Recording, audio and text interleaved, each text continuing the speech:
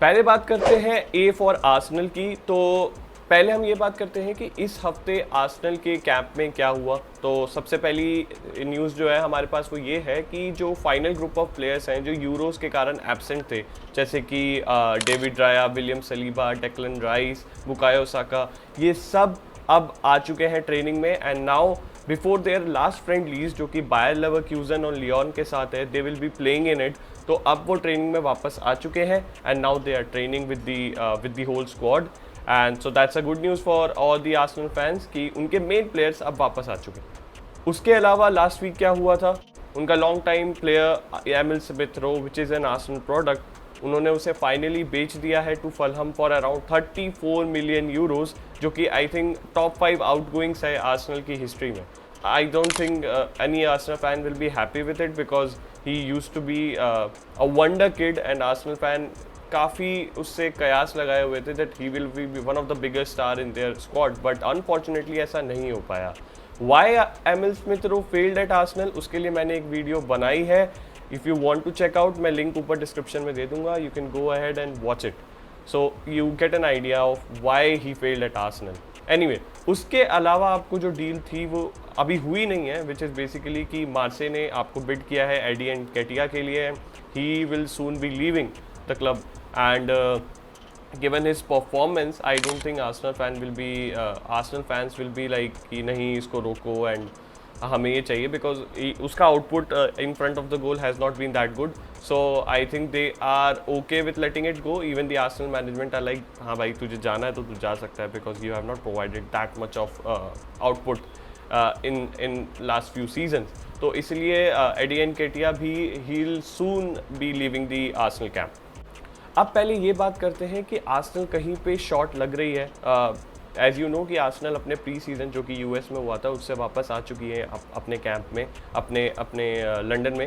तो आप अब जो पूरा प्री सीज़न गया है उसमें जो एक एरिया जहाँ पे आर्सेनल इंप्रूव भी करना चाह रही है वो है मिडफील्ड। अगर आप डेक्लन राइस को होल्डिंग मिडफील्ड में नहीं खिलाओगे, which I don't think Arteta will do, because अब डेक्लन राइस ओडेगार्ड के साथ एडवांस पोजीशन में नंबर 8 पोजीशन पे खेलता है। अगर ऐसा नहीं होता है तो उन्हें जॉर्जिनियो एंड थॉमस पार्टी के लिए एक थोड़ा यंग एथलेटिक प्रोफाइल चाहिए, because they both are now in their late 30s and not late 30s, sorry, they are coming around in their early 30s and it will be very difficult for them to play the whole 90 minutes given that अब Arsenal हर एक competition में है, Champions League, cup competition and the league, and they are going for the title. Mind you ऐसा नहीं है कि वो सिर्फ टॉप 4 फिनिश के लिए जा रही हैं। सो इट्स वेरी इंपॉर्टेंट कि उनके पास एक यंग एथलेटिक प्रोफाइल हो जो अभी तक नहीं है। दूसरी एक पोजीशन जहाँ पे आर्सेनल बॉस्टर करने की कोशिश कर सकती है वो है वाइड एरिया में, specially for the Bukayo Saka backup. Bukayo Saka ने बहुत मिनट्स खेले in the last few season and he may suffer from a fatigue जो कि काफ़ी ज़्यादा हो सकता है उसके लिए।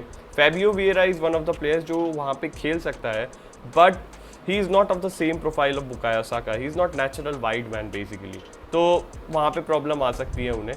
बट हाँ, these are the two areas that they are looking to improve on। अब हम बात करते हैं कि आर्सेनल कहाँ पे इम्प्रूव करने की कोशिश कर रही है। We all know the latest transfer rumour is कि Mikel Merino wants to join Arsenal and it looks close. Agreement is looking की बन सकती है, there can reach an argument between Real Sociedad जहाँ वो खेलता है and Arsenal, because Real Sociedad ने बहुत पहले ही एक एक अग्रीमेंट रख दिया था टू फॉर मिकेल मैरिनो, जिससे वो साइन कर दे long term deal, long term मतलब वो कॉन्ट्रैक्ट बेसिकली साइन कर दे जिससे वो उनका प्लेयर रहे, बट मिकेल मैरिनो ने अभी तक नहीं किया है वो। तो इसका मतलब यही है that he wants the Arsenal move and Arsenal and Real Sociedad are working on it so that he may get the move.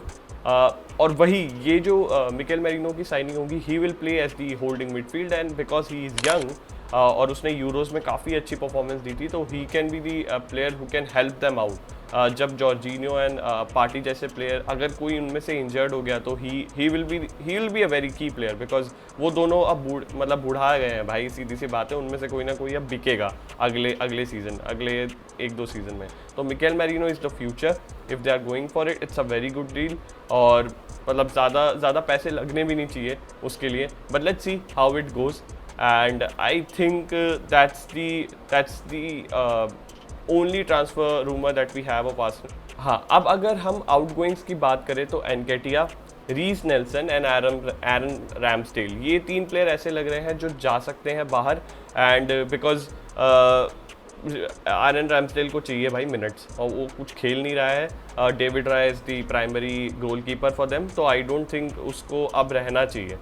उन्होंने कार्ल हीन करके एक गोलकीपर है जिसको साइन किया है, जो भी हो सकता है उसे भी वो लोन पे भेजें।